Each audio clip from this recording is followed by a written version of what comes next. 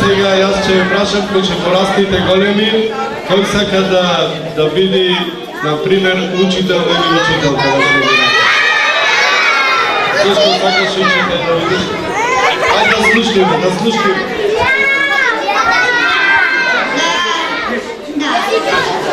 Да напишувам петки.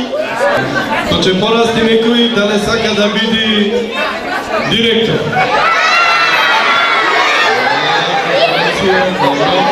Ако ќе порасти некој да не сака да биде Дедо Мраз, за да носите колечина, така?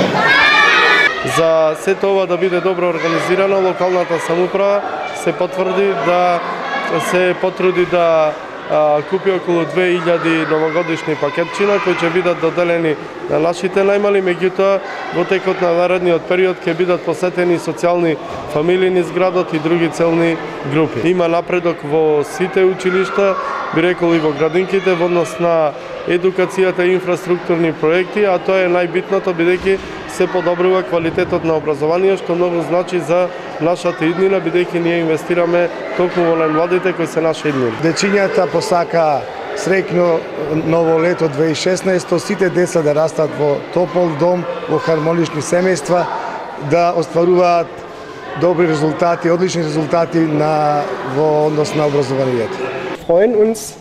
При тоа, секогаш сме многу среќни кога за овие проекти ќе наидеме на партнери од доверба, на кои што можеме да се потпреме и кај што сме сигурни дека истите тие ќе се грижат за нештата кои што сме ги донирале на еден подолг временски период. Германска амбасада е еден од приоритетните партнери на општина Прилеп. Само да напоменам неколку проекти.